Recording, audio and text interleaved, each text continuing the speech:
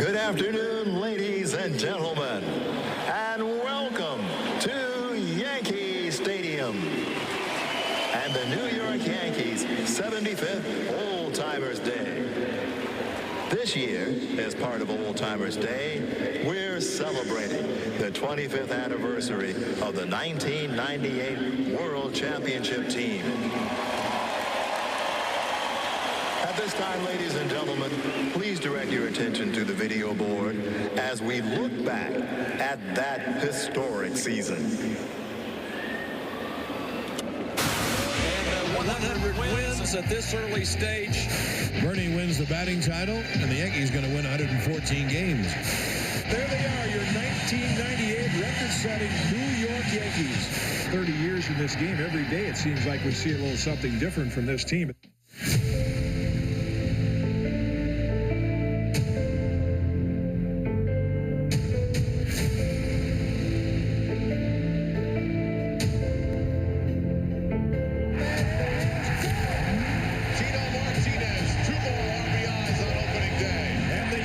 Have won the wildest, highest-scoring game in the history of Yankee Stadium here on the 75th anniversary of the opening. Swung on line drive down the right field line, base hit. The Yankees win the game.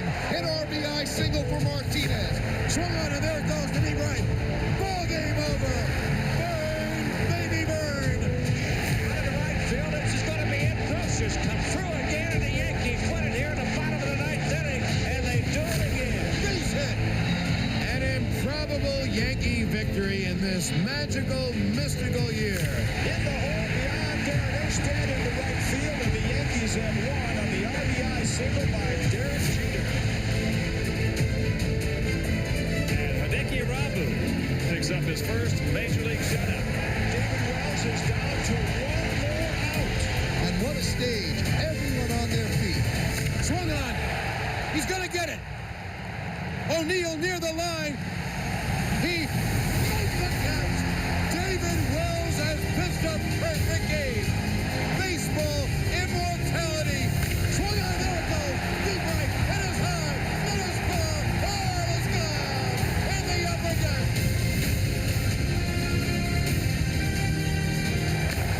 Hit well to deep right. The Rays has left the yard.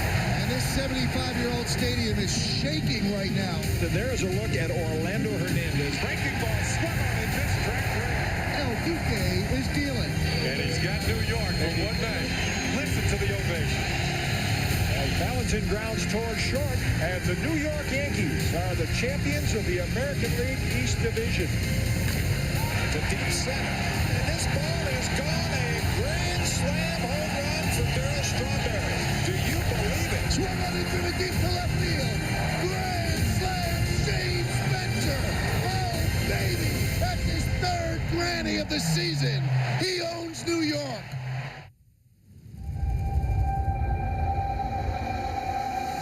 Swung on and missed. He struck him out on a high breaking pitch. And now Spencer drops this one deep left center and gone. Unbelievable. On the first pitch, a long drive to left. He's done it again. Division series over. Yankees win. Hit toward the hole. Jeter backhands from the outfield grass. Got him. Man, what a play. Posada rips one down the line inside that foul hole and gone. Struck him out. And the Yankees draw even in the series. He struck him out. 11 strikeouts for David Wells. Mariano Rivera. Sensational performance. Hit high in the air to center. It is high. It is far. It is good. A three-run home run for Scott Roses. Dribbled on the ground back to Rivera. Goes to first. In time. Ball game over. American League Championship Series over. Yankees win. Yankees win. Posada on second. Leday is on first. One out. Yankees trail 5-2, bottom of the seventh. And what an opportunity for Chuck Knobloch to endear himself to these Yankee fans. Down the left field line. Vaughn in the corner. At the wall. Gone. It's a 5-5 game in the seventh. Swung on a drill deep to right. That ball is gone. leaps, and he makes a catch. Oh, what a catch by O'Neill. The New York Yankees, behind the great pitching of El Duque Hernandez, take a 2-0 lead in the World Series. Well, now it's the Yankees that are running out of time. They're down to 9 outs. Deep to left field, way back. Goodbye, home run. Scott Roses. And here comes the best reliever in baseball this past season. Roses, center field, got a lot of it. Finley back, 405. Goodbye, home run. Unbelievable. Scott Roses having a monumental year. And Andy Pettit with 4 strikeouts. He's given up only 4 hits.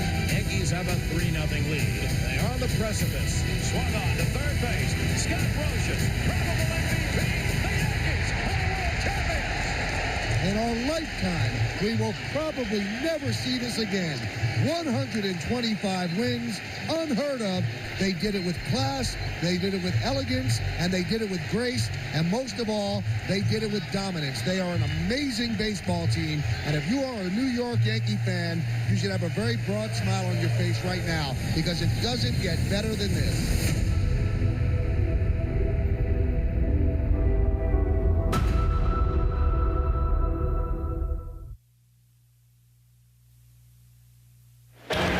Good afternoon, ladies and gentlemen. Welcome to Old Timers Day. Please direct your attention now to the microphone behind home plate and join the Yankees in welcoming our 2 MCs, John Sterling and Michael Kay.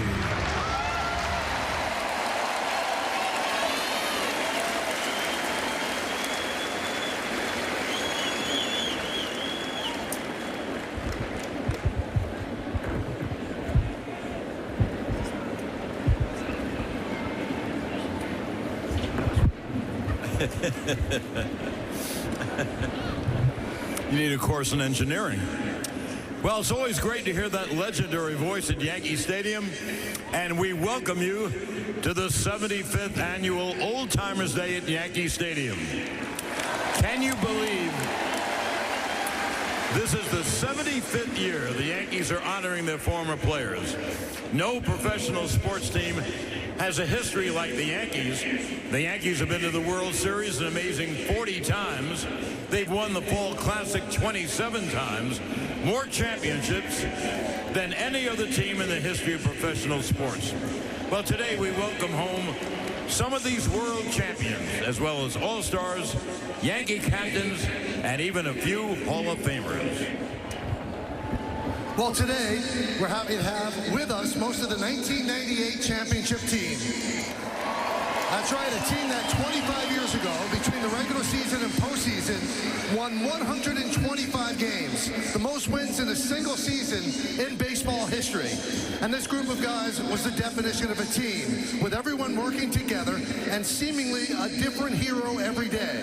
They had a complete lineup 1 through 9, a deep bench, amazing starting pitching, and a lockdown bullpen to close out the games. In a season where the rest of the baseball world was fascinated with home runs, the Yankees didn't have a single player hit more than 28, yet they still led the league in runs scored. So sit back, relax, and let's welcome home some of your favorite Yankees. To start the program, we have some very special guests to introduce. Her husband was one of the greatest pitchers in the history of baseball. Probably the greatest Yankee starting pitcher ever. A 6-time world champion. He was a 1961 Cy Young Award winner. His lifetime record of 236 wins and 106 losses give him the highest winning percentage of any pitcher in the 20th century. He holds the World Series record for wins, consecutive scoreless innings, and strikeouts. Representing Whitey Ford, here is Joan Ford.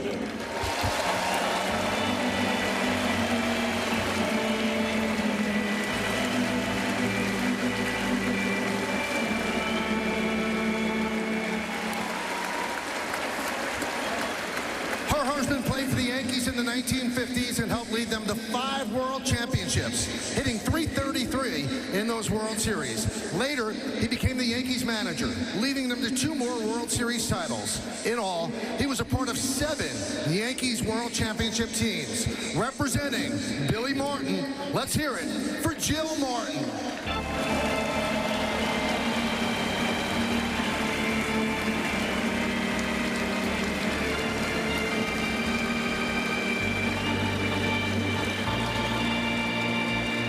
Her husband was an 8-time All-Star, 3-time Gold Glove Award winner, 2-time world champion, as well as the 1976 American League MVP. On April of 1976, he was named the 6th captain in Yankees franchise history and was captain of the 1978 championship team. Tragically taken from us on August 2nd, 1979, his locker remained empty until the close of the original Yankee Stadium. Representative Yankees captain Thurman Munson, here is Mrs. Diana Munson.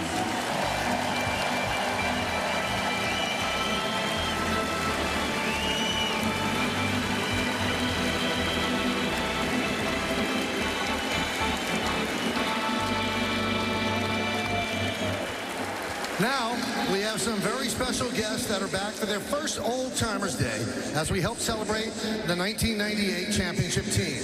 He was born in Queens, but he pitched in the Bronx. After making his first appearance of the season out of the bullpen, he made a couple of late season starts. Please welcome back Mike Jerzenbeck.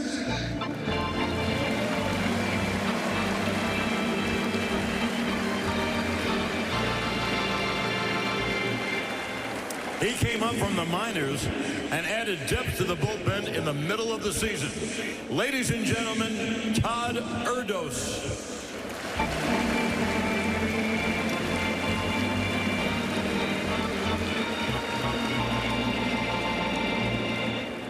Well, the Yankees drafted him in 1989. He was a dependable backup behind the plate, and he got his first major league hit in 1998. Welcome back, Mike Figa. This first-time guest came over to the Yankees in late August to help with pitching depth. Let's hear it for Jim Bresky.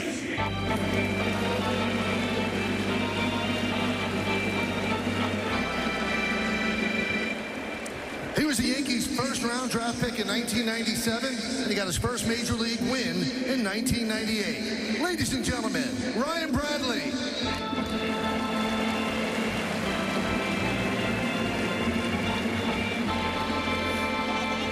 Another member of the 1998 team that made his major league debut that year, winning 4 games out of the bullpen. Welcome back, Mike Buddy.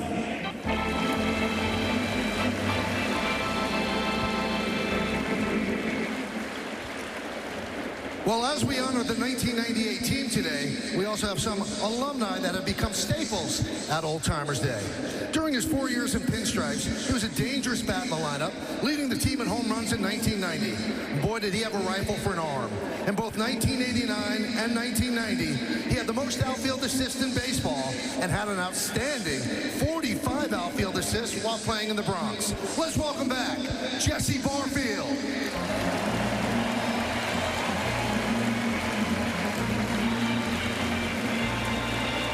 Our next guest was a dependable backup behind the plate for the 2003 American League champions. Now, everyone remembers the night that Derek Jeter dove in the stands, but it was his walk-off hit in the 13th inning that won the game. Now he shares his baseball knowledge with Yankee fans on the Yes Network. Let's welcome back Flash John Flaherty.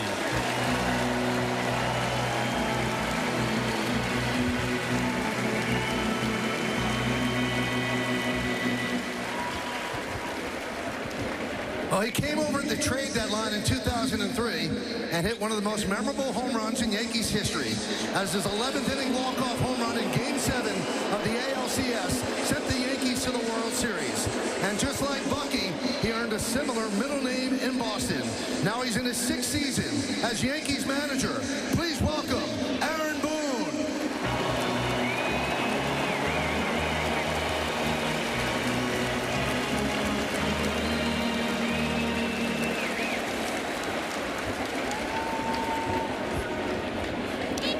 This gentleman played a stellar third base for the Yanks in 1992, but they lost him in the expansion draft. They acquired him in August 1996, and he played a big role in the 1996 World Series. In Game 5, he scored the only run in the Yankees' 1-0 victory. And in Game 6 of the World Series, he clutched the final out that began a wild celebration in the Bronx. The Yankees captured their 23rd World Championship. Let's hear it for Charlie Hayes.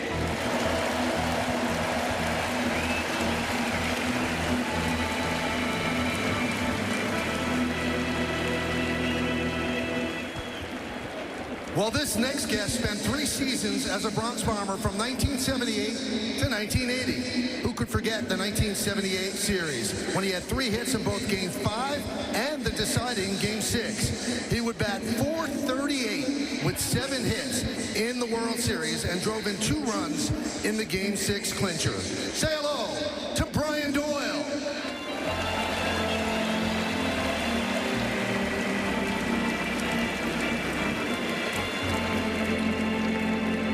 This next player, always a fan favorite, was a key member of 2 World Championship teams.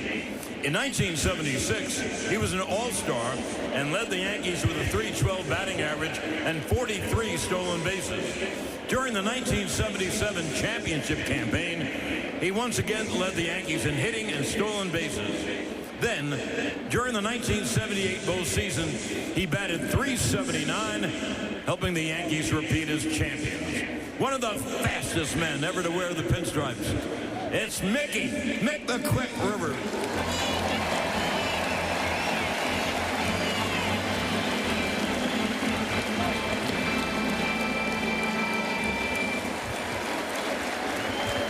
A 2-time All-Star. In 1976, he led the American League in runs scored, and he was also a key member of the 77 and 78 World Championship teams. In the 1978 ALCS, he hit .313, and his home run in Game 4 was the eventual winning run, sending the Yankees back to the World Series. Here he is, Roy White.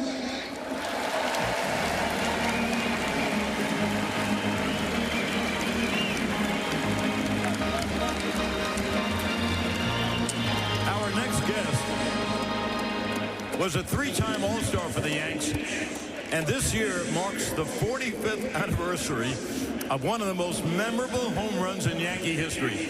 October 2nd, 1978, his 3-run home run over the Green Monster at Fenway Park etched his name into Yankees history forever as he helped give the Yankees the Eastern Division title. He then would go on to hit .417 with 7 RBIs in the 78 series, en route to being named World Series MVP. Here's a big hand for Bucky Dent.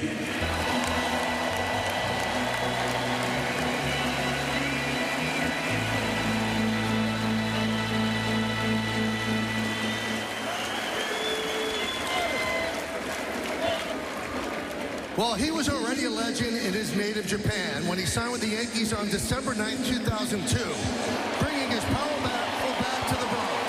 In his first game at Yankee Stadium in 2003, he launched the grand slam into the bleachers. He would spend 7 seasons in pinstripes and earned 2 All-Star appearances. And in 2009, he set a World Series record with 6 RBIs in Game 6 en route to winning World Series MVP with a .615 average, 3 home runs, and 8 runs batted in, helping the Yankees to their 27th World Championship. Let's welcome back Godzilla Hideki Matsui.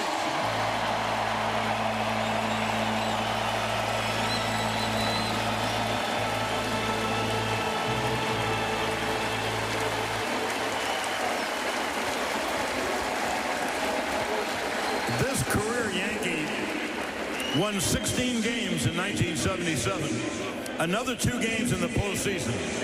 45 years ago, in 1978, he had one of the greatest seasons of any pitcher in the history of Major League Baseball. He won the Cy Young with a 25-3 record, 248 strikeouts, and an ERA of 1.74. He was the winning pitcher in the 1-game playoff with Boston And in the postseason, he kept on going, giving up just 1 run over 8 innings in the ALCS Game 4 clincher and throwing a complete game victory in Game 3 of the World Series.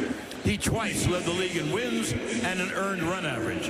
He's 3rd on the Yankees' all-time strikeout list and holds the Yankee record with most strikeouts in a game, 18. Louisiana Lightning, Ron Guidry.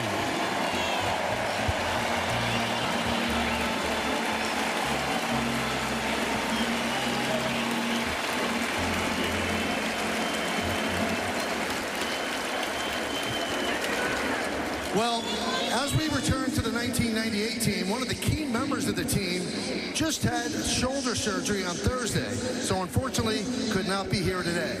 He played 16 seasons for the Yankees and won 4 World Championships, but 1998 was probably his best season as he became the first player in baseball history to win a Gold Glove, the batting title, and a World Championship in the same season. Please direct your attention to the video board for a special message from Bernie Williams. Good afternoon. I truly regret I cannot be present with you on this Old-Timers Day, and especially for this great tribute to our unforgettable 1998 team. I so badly wanted to be with you today, but there is no way to avoid my shoulder replacement surgery, which just took place 2 days ago. Our 1998 team was one for the ages and continued a run of championships that will be hard to be matched for a long, long time in today's modern game. What made this team so special was every single person who was a part of it, from the Steinbrenner's family and group of owners to the front office, to our manager Joe Torre, all his coaches and staff, and of course, all my teammates. Every night it seemed there was a different hero, and we were always there to pick each other up. We all knew that the goal was, and what the goal was, and nothing but a championship was going to be enough for this team. And the best part of all this was we got to play in front of the greatest fans anywhere in sports. I am so grateful for all the support you gave us back then and also today. I miss you all and look forward to being back at the stadium with all of you real soon.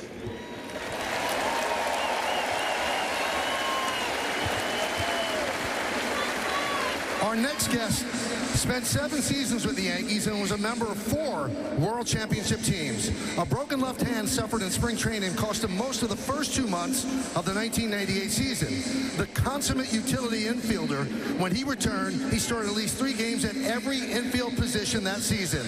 Always a fan favorite, Louis Soho.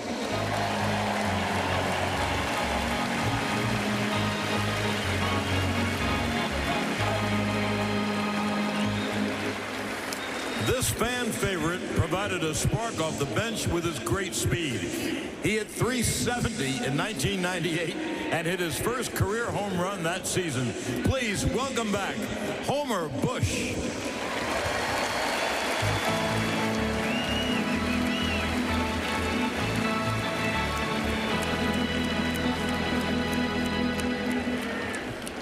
Well, this next guest made his major league debut in 1998. And boy, did he make an impact. In his first Yankee Stadium start, he went 5 for 5 with 2 homers and 2 doubles. Over the final 10 days of the season, he hit .464 with 7 home runs, including 3 grand slams. And he drove in 20 runs. He had 2 more home runs in the ALDS sweep. Let's hear it for Shane Spencer.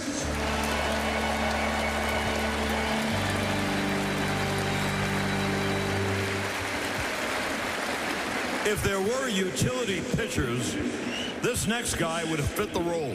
He could start, long relieve, short relieve, and even close some games in his 7 seasons with the Yanks. A big part of the 96, 98, 99, and 2000 Yankees World Championship teams. In 1998, he set a career high in wins and had his lowest ERA. Please welcome back Ramiro Mendoza.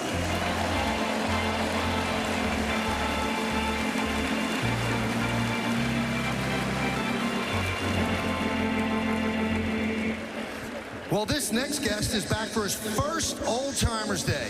He spent 7 seasons with the Yankees and was a key member out of the bullpen for 4 World Championship teams. And I bet you don't remember that he had the first 3 saves of the 1998 season. Let's hear it from Mike Stanton.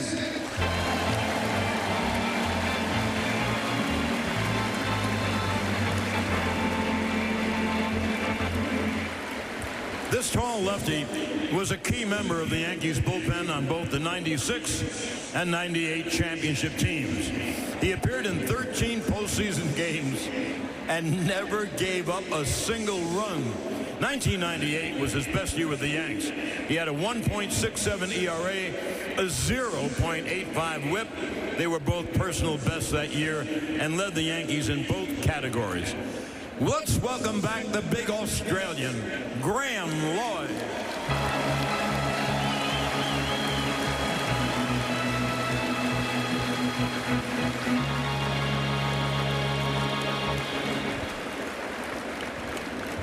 Well, let's go from the tall lefty to a tall righty who helped form one of the best lefty-righty bullpen combinations in baseball history. He was a key member of those championship teams with a 2.25 ERA in World Series play. In the 98 World Series, he finished out the win in Game 2 and had a pivotal out in Game 4, striking out Greg Vaughn with runners on first and second in the 8th. Ladies and gentlemen, Jeff Nelson.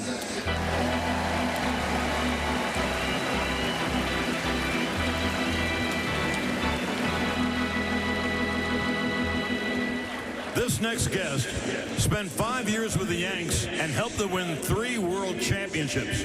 Playing in 101 games in 1998, he hit 24 home runs as the 4th outfielder and primary DH. On October 2nd, he was diagnosed with colon cancer, underwent surgery during the ALDS, and missed the postseason run. The Yankees had his number 39 stitched on their caps as they won the World Series and dedicated it to him. Let's welcome back Darryl Strawberry.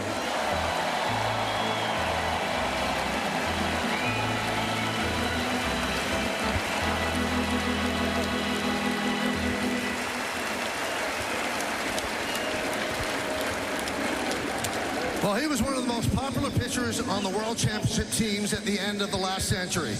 He defected from Cuba and signed with the Yankees just before the beginning of the 1998 season. He brought his unique leg kick to the majors on June 3rd, picking up the victory, only giving up 1 run over 7 innings. He would win 12 games that year for the 98 World Champions and 2 more in the postseason, with none bigger than his masterpiece in Game 4 of the ALCS that evened the series. The following year, he led the 1999 World Championship team with 17 wins, one of the great postseason pitchers of his time. He won his first 8 postseason decisions and was the 1999 American League Championship Series MVP. A 3-time world champion with the Yankees. Let's hear it for El Duque, Orlando Hernandez.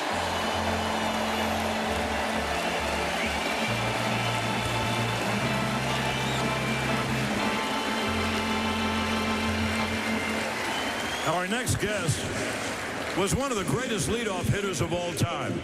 He had a long, illustrious 23-year career, is currently 5th on baseball's all-time stolen base list.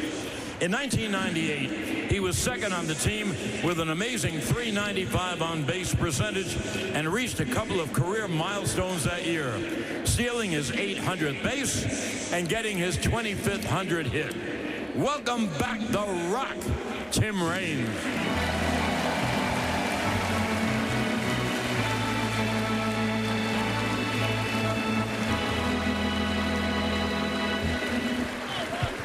A key member of the 77 and 78 World Championship teams, is one of the greatest second basemen in the history of the Yankees, with his steady play and solid offense for 13 seasons.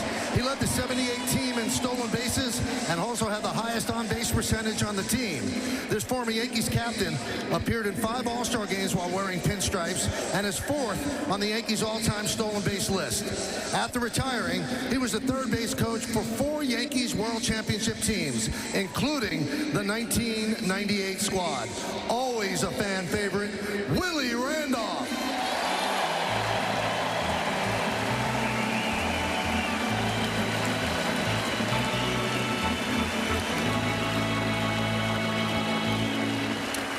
This pitcher was the ace of the staff of the 1998 World Championship team. He went 18-4 that year, leading the league in winning percentage and shutouts, and had a day to remember, May 17th. It was Beanie Baby Day, but he gave everyone in the stadium that day something else to take home with them, a piece of history, when he threw the second perfect game in Yankees history. He would win 4 more games in the postseason that year, was the 1998 ALCS Most Valuable Player. Let's have a big hand for the Boomer, David Wells.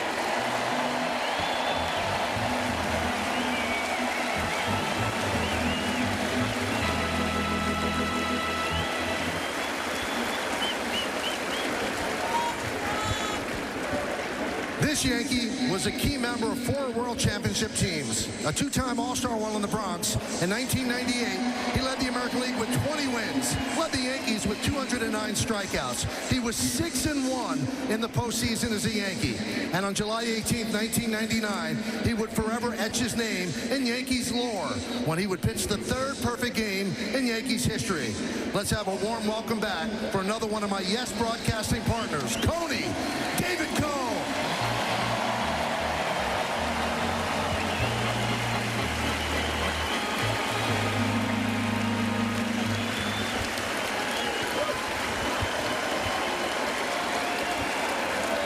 Our next guest came over to the Yankees in a trade prior to the 1998 season, and was that a steal of a trade. He spent 4 seasons with the Yanks, was a key member of 3 World Championship teams.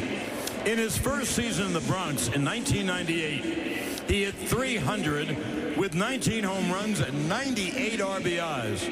He went on to hit .471 in the 1998 World Series. He hit the game-winning home run in Game 3, en route to winning the World Series MVP. Let's give a wonderful welcome to Scott Brocious.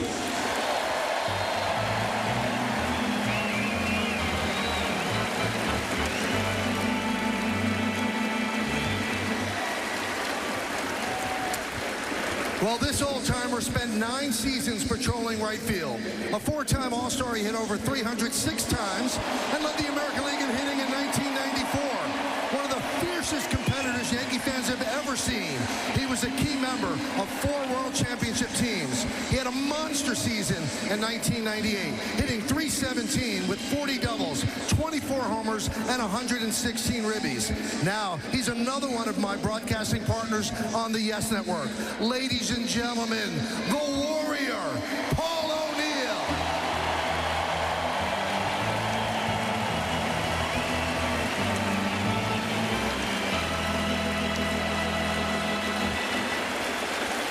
The Yankees traded for this first baseman prior to the 1996 season. He helped lead them to 4 world titles. In 1998, he led the Yankees with 28 home runs, but he saved his biggest hit for the postseason. Game 1 of the World Series, tied in the bottom of the 7th inning, when he hit a grand slam into the upper deck that made the old stadium shake. It propelled the Yankees to a 4-game sweep. Please, let's hear it for Tino Martinez.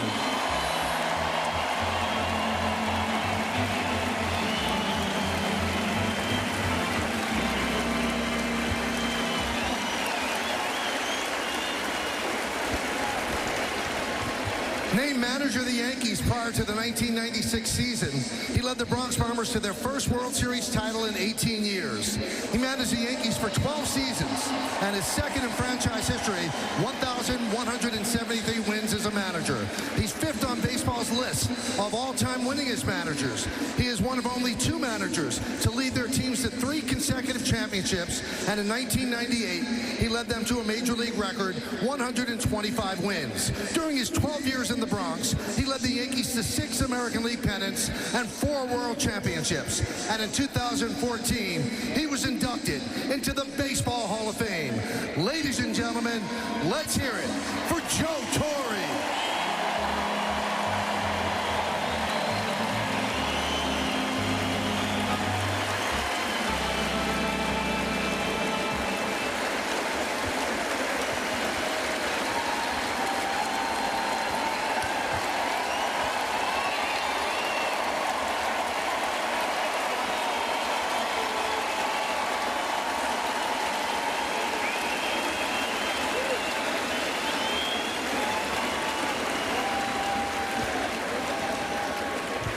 This homegrown Yankee spent 17 years in pinstripes. He was the latest in a long line of great Yankee catchers. In the 1998 postseason, he hit his first 2 postseason home runs. He was a 5-time All-Star, 5-time Silver Slugger Award. He was as intense a leader the Yankees have had since Thurman Munson, and was a key member of 5 World Championship teams. Ladies and gentlemen, let's welcome back Jorge Posada.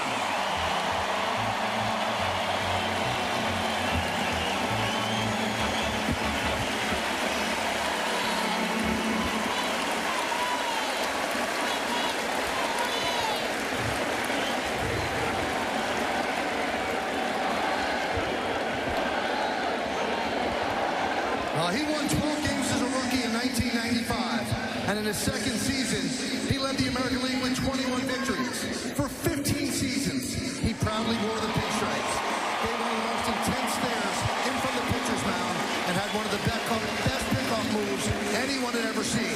He holds the Major League record for most runners picked off base by a pitcher. A 3-time All-Star, he was a 2001 ALCS Most Valuable Player. He's 3rd in Yankees history in wins, and no player has started more games in Yankees history than him. He is also the Yankees' all-time strikeout king. He was at his best in the postseason, holding the Major League record for most postseason wins and postseason strikeouts. And who could forget his 8 scoreless innings in Game 5 in Atlanta in 1996, or his 7 1/3 scoreless innings in the 1998 World Series clincher, a 5-time world champion. Welcome back, Andrew Eugene Petty.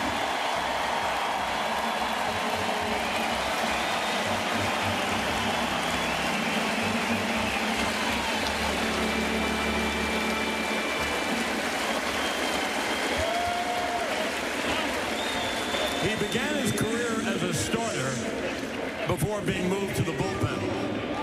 He was the 8th inning setup man in 1996, winning 8 games out of the bullpen and striking out an incredible 130 batters in just 107 innings.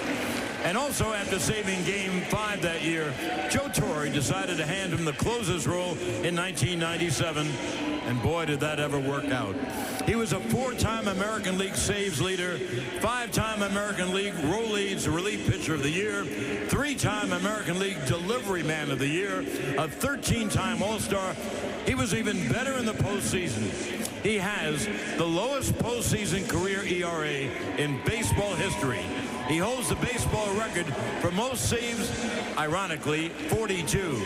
He was the 2003 ALCS MVP, the 1999 World Series MVP, a 5-time world champion. He was the first player ever to be unanimously elected into baseball's Hall of Fame. Ladies and gentlemen, it's time to enter Sandman, baseball's all-time saves leader, Mariano Rivera.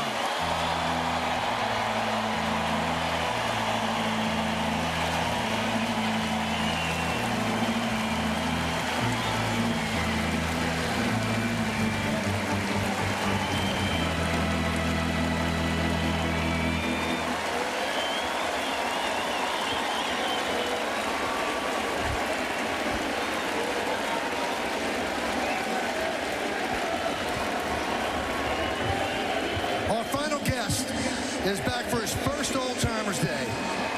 But really, he needs no introduction.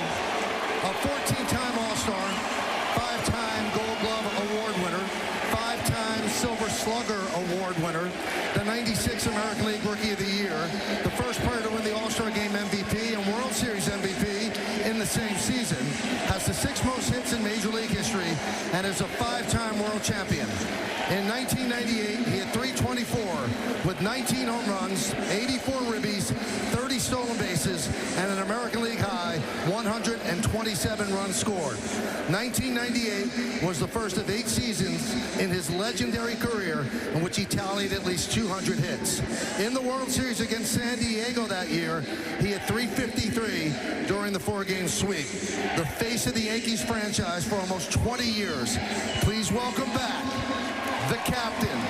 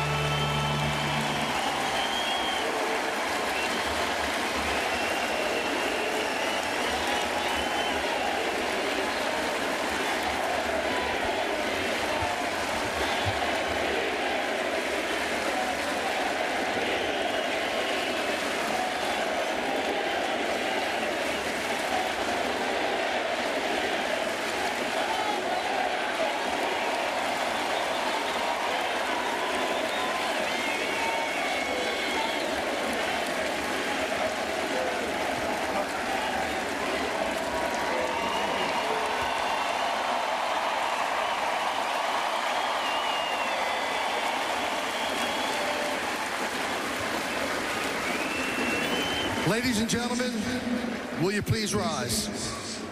Let us now spend a moment in silent prayer as we remember those members of the Yankee family who we have lost since last Old Timers Day. Annie Jean Barfield, Sally Ann Clancy, Denny Doyle, Ann Falletta, Stephen Fisher, Hank Gracioso, Mary O'Gara, Faith Pierce, Alfred G. Santasieri Jr., Susan Stummer, George Rose, Roger Hambright, Don Hood, John Miller, Jack Reed, Lee Thomas, Stephen Weaver, George Frazier, Tim McCarver, Gaylord Perry, Pat Corrales, Joe Pepitone, Hector Lopez.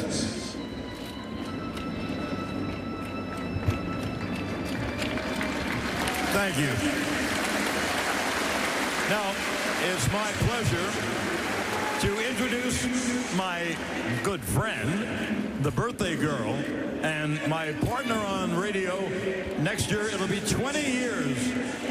Ladies and gentlemen, with the Q&A, here is Susan Waldman.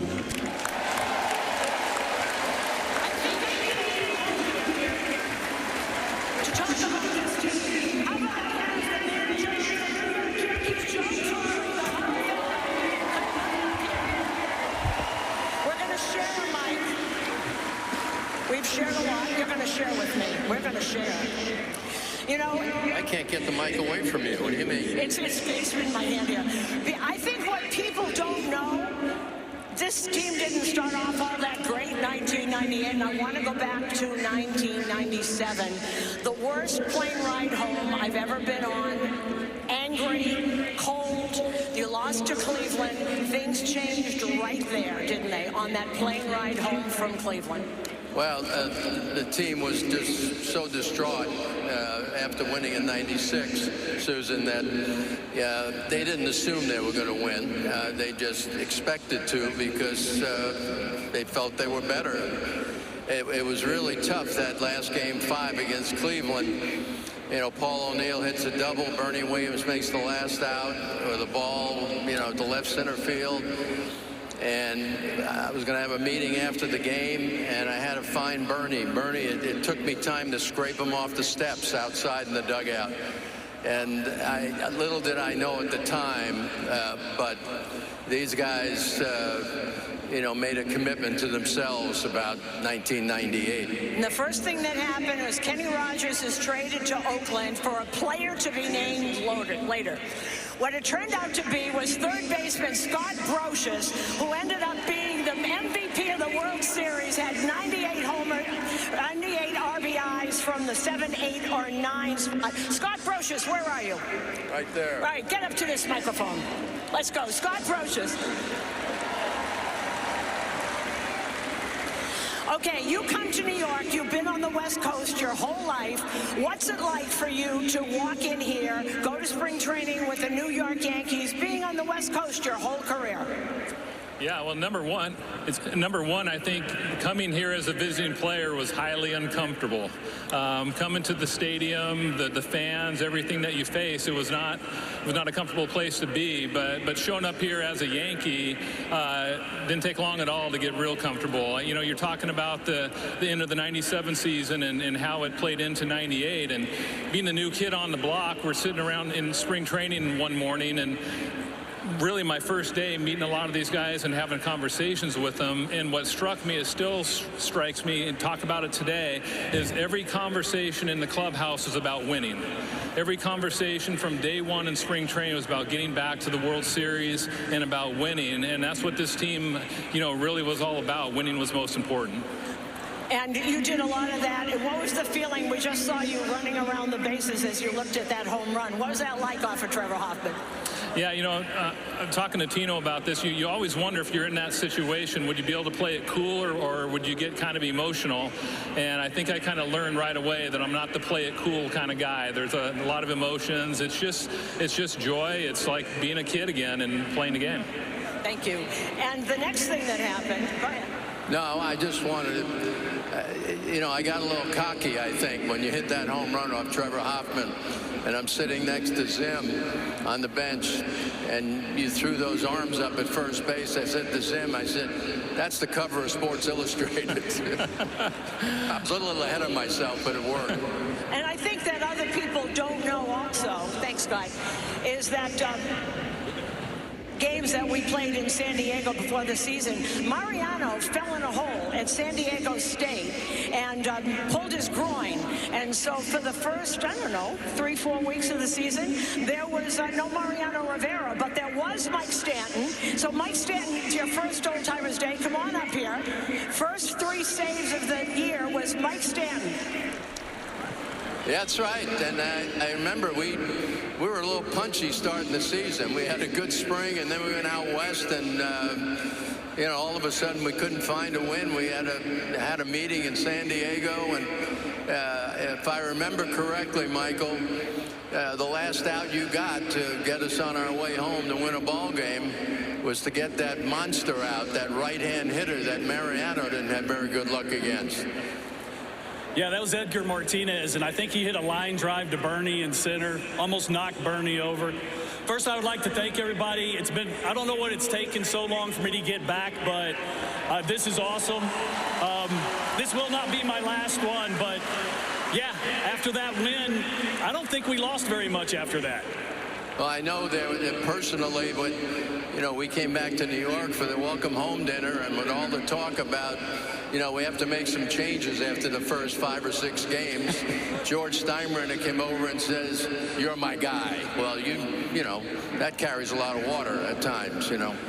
I think it does. Also, that meeting, thanks, Mike. That meeting, they're 1-3 in Seattle, and David Cohn and Paul O'Neill all about this meeting because we're getting rumors that Joe Torre's going to be fired in Seattle.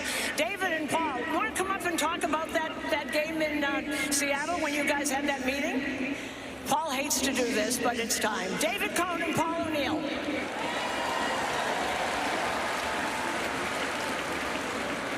Well, first of all, thank you. Obviously, this was a year that none of us will ever forget.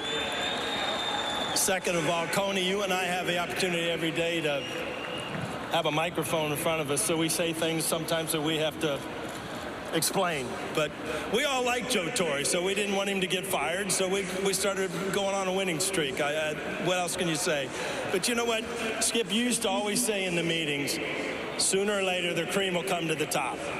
When you get off to a bad start, I know it's a tough thing in New York, but obviously the cream came to the top. And I look back at the 4 championships, 98 by far was the best team that I ever had the pleasure to play with. Thank you very much.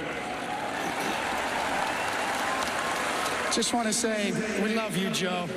We wouldn't have gotten there without you. And to the fans, thank you for making another Old Timers Day so special. We've all been here for so many.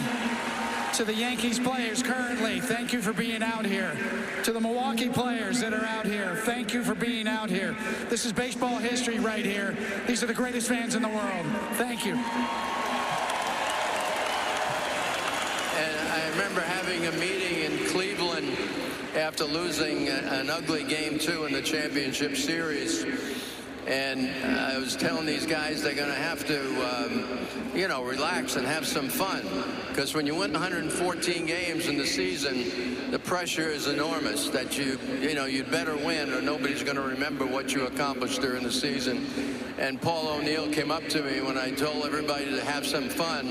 He come up to me after the meeting and he says, it's not fun unless you win. So that pretty much signal what our ball club was all about. But I want to go back to Game 1 of the '98 World Series at Yankee Stadium. We were getting beat up a little bit because at San Diego they were powerhouse. And the one thing that turned us around, and we never looked back after Game 1, was Tino Martinez at bat. Tino, you want to get up here?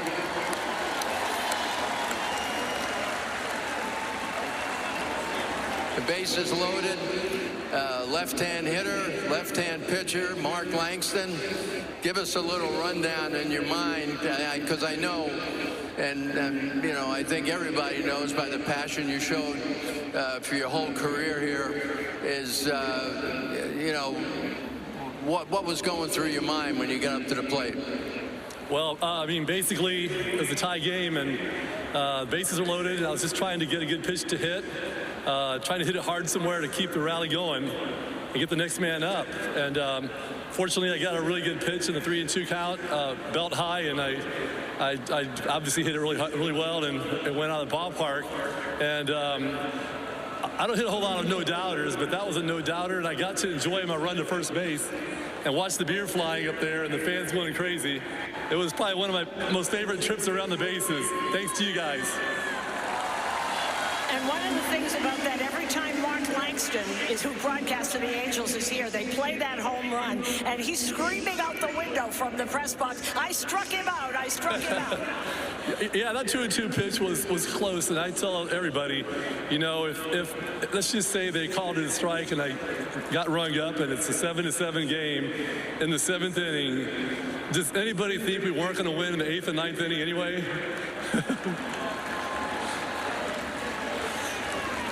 In May of that year, it was Beanie Baby Day, but something else happened that day. David Wells threw a perfect game. David, want to come up and say hello?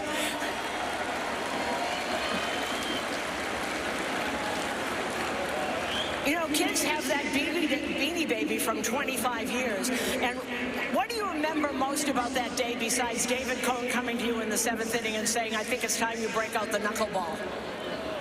To be honest with you, I don't remember anything from that day. So thank you very much. I think about the 4th or 5th inning, I started feeling human, but, you know, I knew I had a job to do. And, you know, being with the team that we had and just being focused, going out there and throwing strikes, you know, it's just something, you never know what's going to happen in a game. And when you got 8 guys behind you that are studs, you know, it makes the game a little bit easier for you, but still you got to go out and pitch. But, you know, like you said, David Cone in the 8th inning told me to break out a knuckleball, and I'm like, I don't throw a knuckleball. And he goes, we play catch every day, you do it. But I knew what he was doing. He was trying to get my mind off of what was going on. Because I remember walking in the dugout, going sitting next to Tino, and he gets up and walks away from me. I'm like, I felt I was a lonely man. But Coney was my guy. He pulled me out of it, and history was made. Thank you.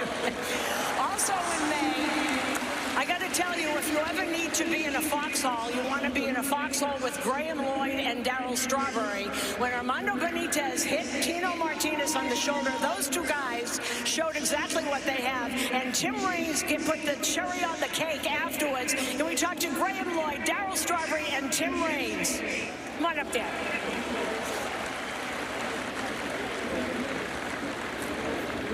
We had no idea that Graham Lloyd, who's a mild-mannered, lovely man from Australia, could swing like that. So, Darryl, we expected that. What goes through your mind when someone throws a 100-mile-an-hour ball at you guys and it hits one of your teammates on the back? Let's fight. Well, you did that. No, really is. I was thinking about Jeter. He was holding me back, and he was just looking at me, and he was just laughing that he thought I was just crazy running out there like I was. He was trying to hold me back. But then you see Nelson and Graham coming from the other side, from the bullpen, and then we knew right there it was action. Our team, this team was incredible. Tino got hit, and he didn't deserve to be hit, so we needed to take care of business. That was the most important thing, to let people know that we are the New York Yankees. And, of course, Darryl Strawberry had that homer where we had to go to Shea because a beam fell down or something. And they were so used to Darryl hitting home runs that when he hit a home run, the apple started to go up. And then the guy remembered that he wasn't on the Mets anymore, and they put it down. Graham Lloyd, we wouldn't have figured you for that kind of a fighter.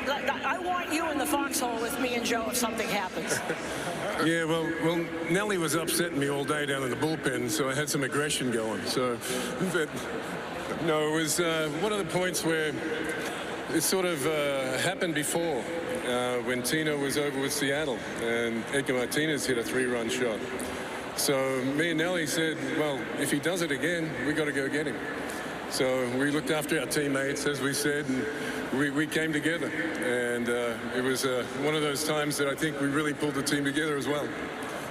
And Tim Raines, the great thing, as I said about the chair, you had so many great moments when you came in these years. But what happened right after that? What happened on the next pitch? What did you do with that?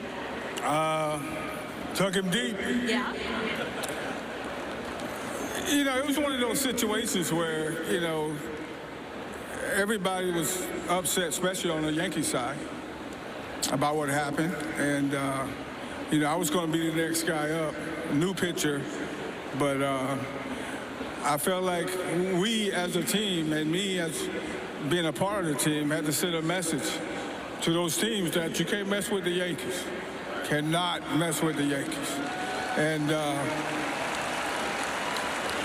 I'm really not a home run hitter, but in that situation, you know, I'm looking for a fastball to turn the fan on, and I got it. Thank you. Thank you, guys. I tell you, it's really, you can't win a game unless you finish a game. And what really made my life a whole lot easier is looking down the bullpen and knowing that number 42 was coming in. He was going to throw it to number 20. So Georgie and Mariano, come on up. Jorge.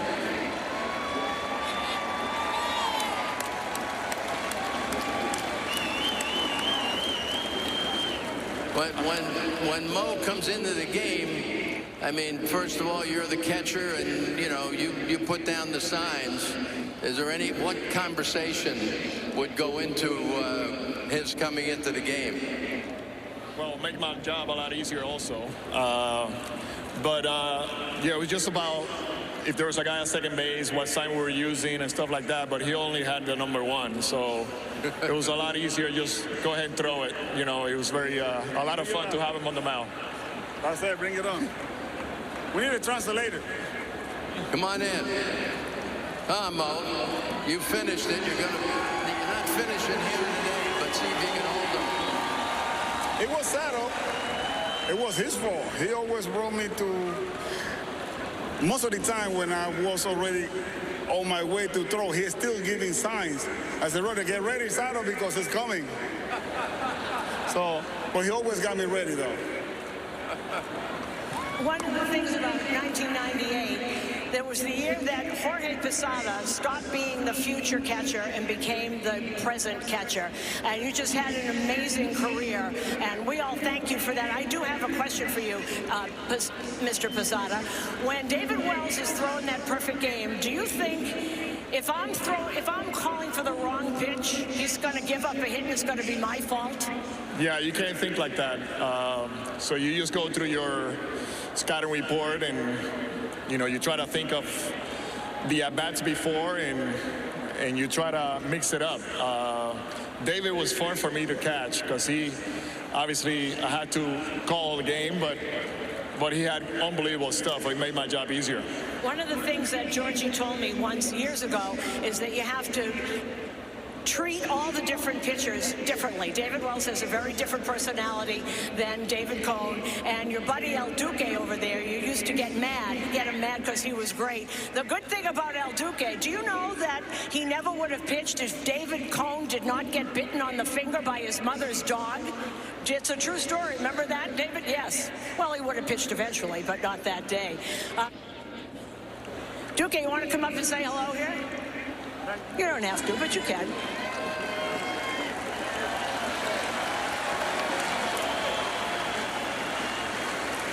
Favorite memory from you? Please, remember 1998. Leo, please comment. Oh, Leo, where are you? Come on, quick. Please.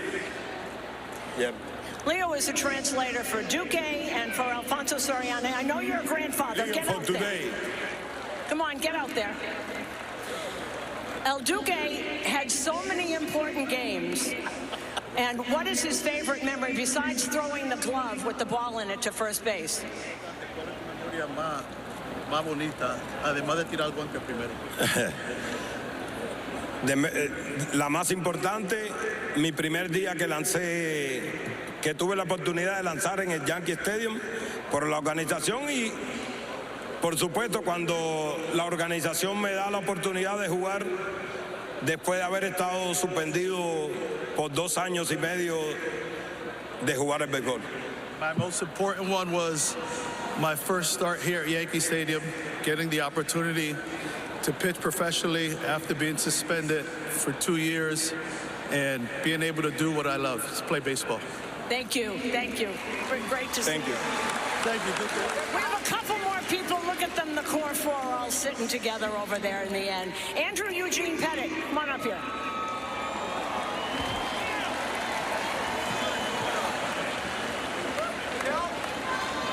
Andy, I've got to tell you this. I've got to confess, when I first came on board here in '96, and I walked in the trainer's room and you were preparing to start a game, I watched you and you were staring into space. I said, this son of a gun is scared to death. Boy, did I learn I was the truth, man.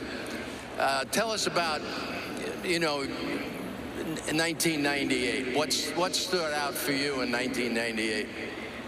Well, what a great team, first of all. Just a great group of men to play with and just so fun. The thing that stood out to me, we're talking World Series, obviously a championship. That was a strange one for me. My dad had open heart surgery, I think, the night of Game 2, and so I wasn't even with the team. I flew in the night of Game 3 there into San Diego and pitched Game 4, and we were able to wrap that World Series up, and it was just a party after that, right? So just what a great group of guys. Skip, you did such a great job of leading us, and just like a father figure to all of us, and just loved that so much. But just enjoyed taking the field with these guys so much. And Andy, one more thing for you, and we got to mention a couple of people. I first heard of you from the late Tony Cloninger, who saw you in the Arizona Fall League, and obviously Mel Stottlemyre, who was also not here, is like a father to you. What did those two men mean in your career? Just so much. Tony was just such a great man and such a great mentor to me. And then, of course, I can't say enough about Mel Stottlemyre. Just another great father figure. Spent so many hours with him sitting out in that bullpen, trying to figure out how to get guys out in this league, and just more of a mental coach for me than even a pitching coach. Would just walk through me through the good and the bad. Skip walked through me through the good and the bad and helped me just, you know, when things were going bad, always look positive and always move forward. And those guys were just great mentors to me in my life. I've been very blessed with all the guys I had help me get up here. Thanks, Pat. All right, well, we got one guy who needs to come to the microphone. That's the captain. Come on up here, Captain.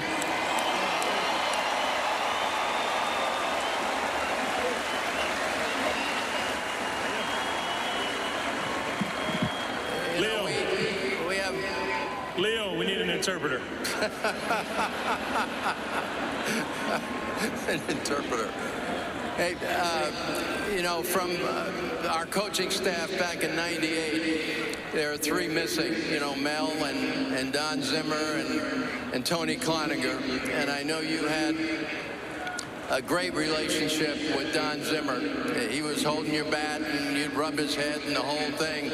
Just tell us about that relationship and really wrap it up with the 98 season, if you would. Yeah, I'm going to tell you, I was pretty close with Zim. You talk about someone that's been in baseball for 50-plus years. He's seen absolutely everything. I enjoyed joking around with him, but I've always been a sponge for knowledge, and I used to lean on Zim quite a bit.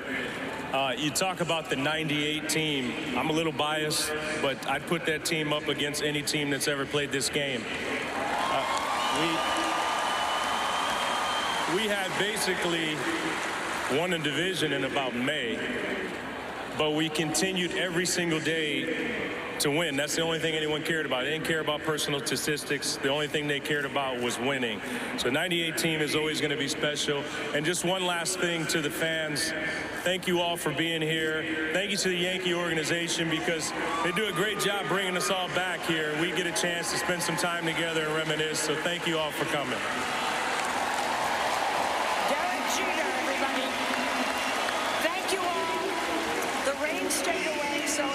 George Steinbrenner's watching over us. Thanks for everybody, and thanks for all of the old-timers that came.